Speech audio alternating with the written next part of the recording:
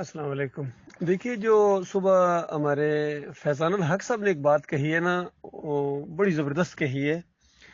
انہوں نے کہا ہے کہ دیکھو، محمد حنیف کا جو جرم ہے نا، یہ احمد بن حنبل سے بڑا ہے اور عمرو بن لئی الخزائی سے، کیونکہ وہ دو جو شخصیات گزری ہیں، انہوں نے مومن جماعتوں کے اندر شرک داخل کیا تھا۔ تو وہ یعنی احمد بن حنبل اور وہ دوسرا بندہ، ان کے سامنے اس طریقے سے جو توحید کی ایک دعوت، یعنی توحید کا معاملہ جس طریقے سے زبردست قسم کے انداز سے نہیں اٹھی ہوئی تھی، تو یہ تو محمد حنیف تو توحید کی جماعت کے اندر آ کے جو شرک کے خلاف جماعت اٹھی ہے، اس کو پھر مشرک بنا دینا، یہ بہت بڑا جرم ہوتا ہے، لہذا اس کا جرم بہت بڑا ہے۔ تو یہ بالکل دیکھیے، اس انداز سے آپ یہ موازنہ کریں، بالکل جس طرح ڈاکٹر عثمانی رحمۃ اللہ علیہ نے ایک موازنہ پیش کیا تھا امام بخاری اور احمد ابن حنبل کا، اور ثابت کیا تھا کہ امام بخاری احمد بن حنبل کے علم کو ناقص قرار دیتے تھے اور اس کی شاگردی بھی ان کو قبول نہیں تھی۔ تو یہ انہوں نے موازنہ پیش کیا۔ تو بالکل یقین کیجئے، اسی وزن کے اوپر یہ موازنہ میں نے لکھا ہے، وہاں جو ہمارا آخری ایڈیشن ہم نے سجدہ تعظیمی کا شرک پرنٹ کروایا ہے، اس کے آخری صفحے کے اوپر دیکھو موازنہ، وہاں بھی موازنہ ہے۔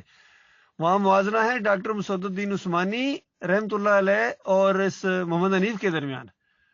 یقین کی 10 پوائنٹ میں نے اس میں لکھے ہیں کہ نظریاتی طور پر محمد حنیف کا علم کتنا ناقص تھا اور کس قدر یہ بغض اور حسد اور عناد کی وجہ سے اس نے یہ کفر و شرک پھیلایا ہے۔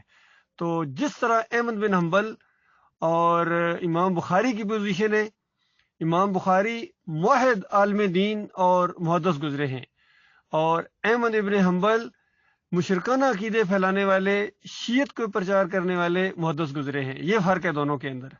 بالکل اسی طرح ڈاکٹر مسعود الدین عثمانی رحمۃ اللہ علیہ موحد عالمی دین گزرے ہیں، شرک کا دشمن وہ عالمی دین گزرا ہے، اللہ کا بندہ، اور طاغوت کا دشمن گزرا ہے، اور شرک کے دروازے بند کرنے والا قرآن و حدیث کے دلائل سے۔ اور ان کے مقابلے میں محمد حنیف یہ بہت بڑا جھوٹا کذاب اور سامری والا انداز اس نے اختیار کیا ہے، یقین کیجئے، اور شرک کے دروازے اس نے کھولے ہیں اور مجاہدوں کو مجاور بنا دیا ہے۔ یہ فرق ہے اللہ کے بندو۔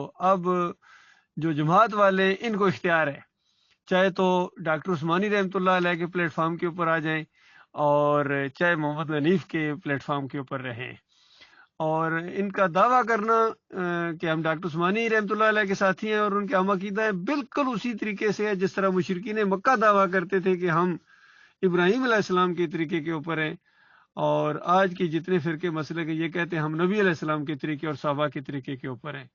تو ان کا جواب دیا تھا اللہ تعالیٰ نے قرآن کے اندر مشرکین مکہ کو کہ تمہارا ابراہیم علیہ السلام سے کیا تعلق ہے؟ وہ موحد مسلم یکسو اور شرک کا دشمن، ما کان من المشرکین، اور شرک کا دبا تک اس کے نامہ زندگی کے اندر، اس کے عمل میں نہیں تھا۔ اس طرح وہ شرک کا دشمن انسان گزرا ہے، اللہ کا نبی خلیل اللہ۔ اور تم بے ایمانو قدم قدم کے اوپر شرک کرتے ہو، ان کو کہا گیا۔ بالکل یہی معاملہ ہم ان کو کہے، تمہارا ڈاکٹر عثمانی رحمۃ اللہ علیہ سے کیا تعلق ہے؟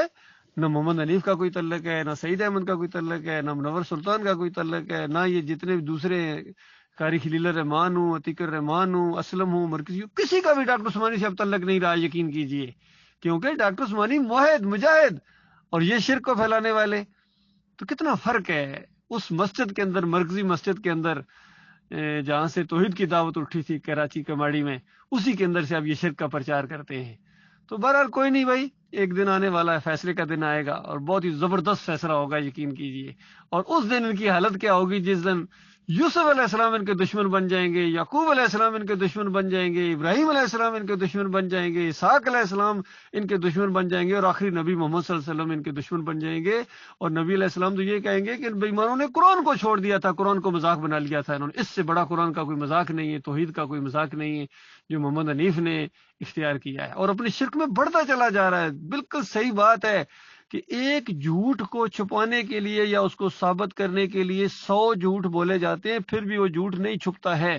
بالکل اسی طریقے سے محمد حنیف ایک شرک، کیونکہ شرک بذات خود ایک جھوٹ ہوتا ہے، ایک شرک، اس جھوٹ کو چھپانے کے لیے اس کو 5 شرک ابھی اور کرنے پڑ رہے ہیں، اور ابھی آپ دیکھتے جائیں اگر زندگی اس کو ملی اور یہ واپس نہ آیا تو آگے اسی طرح شرک اس کے اندر آتے رہیں گے، اسی کے اندر آتے رہیں گے، ان کو دفع کرتا رہے گا اور ان کی وکالت کرتا رہے گا، اور ان کے پیچھے جتنے بھی آنکھیں بند کر کے مقلدین ہیں اس کی وکالت کرتے رہیں گے۔ تو بتاؤ کل اللہ کی عدالت میں اس کا وکیل کون بنے گا؟ یہ سوال ہے میرا ان سے۔